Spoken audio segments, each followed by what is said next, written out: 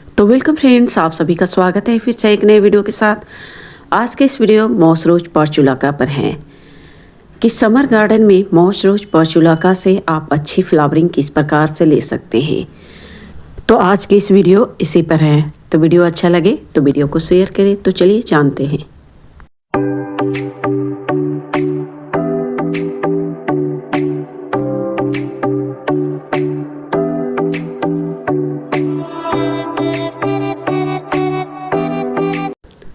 अगर हम बात करें फ्लावरिंग प्लांट, समर फ्लावरिंग प्लांटों में से एक फ्लावर मॉस रोज पोर्चुलाका, जो आपसे कम केयर और कम देखभाल में अच्छी फ्लावरिंग देना पसंद करते हैं।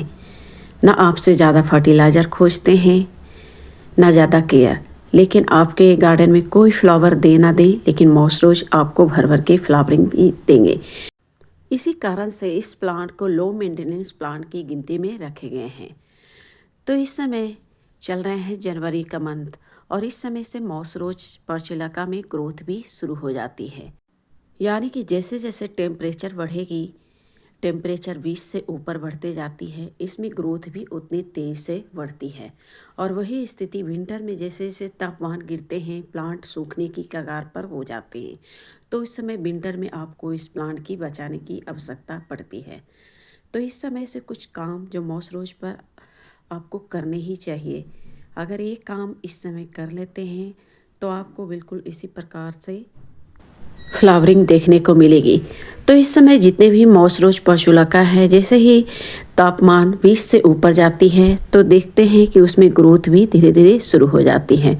तो आपके प्लांट भी बिल्कुल इसी स्थिति में होंगे। जो भी मॉस रोज पोर्चुलाका के प्लांट हैं उसमें ग्रोथ भी धीरे धीरे शुरू हो जाती है, लेकिन उनमें से कुछ सूखे हुए ब्रांच, सूखे हुए पत्ते भी होते हैं, क्योंकि विंटर में जैसे ही तापमान नीचे जाती है तो ये प्लांट उतने ही तेज़ से सूखने भी लगती है। तो इस समय सबसे पहला काम जो आपको करनी है, जितने भी मॉस रोज पोर्चुलाका के प्लांट है आपको निकालनी है। जो भी डब्बे पॉलीथीन में शिफ्ट किए हैं उन सब में आप देखेंगे कि इस तरह से घास पात उगे होंगे, उसे तो हटाना ही हटाना है। उसके साथ ही साथ जितने लंबे लगी ब्रांच हैं उन सबको आपको कट करके हटा देनी है। और बिल्कुल इस समय से आपको हार्ड प्रूनिंग इस समय से कर देनी है। हार्ड प्रूनिंग के साथ साथ आपको मिट्टी की अच्छी तरह से गुड़ाई भी कर सकते हैं, या फिर आप चाहें तो अच्छे सॉइल मिक्स में इन सभी पौधों को लगा सकते हैं, या फिर उसी गमले में प्रूनिंग करके आप फर्टिलाइज़र वगैरह ऐड कर सकते हैं। अगर आपके प्लांट रूट बाउंड से घिरे हुए हैं तो आप अलग अलग सॉइल मिक्स करके बिल्कुल अलग गमलों में भी शिफ्ट कर सकते हैं मॉस रोज प्लांट को। इस तरह के जितने भी लगी ब्रांच हैं आपको कट करके हटा देनी है। एक भी ब्रांच को छोड़नी नहीं है। जितने भी सूखे ब्रांच है, सूखे पत्ते हैं, उन सबको हटा देने में ही फ़ायदे हैं, ताकि इस समय से इसकी ग्रोथ भी तेज़ से होती है। तो जितनी प्रूनिंग करेंगे ये प्लांट उतने ही आने वाले समय में ये अच्छे से फ्लावरिंग भी करेंगे।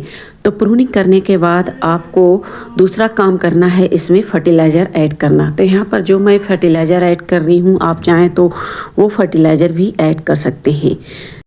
तो यहाँ पर जो मैं फर्टिलाइज़र बनाने वाली हूँ वो 3 चीज़ों से बनाई हूँ।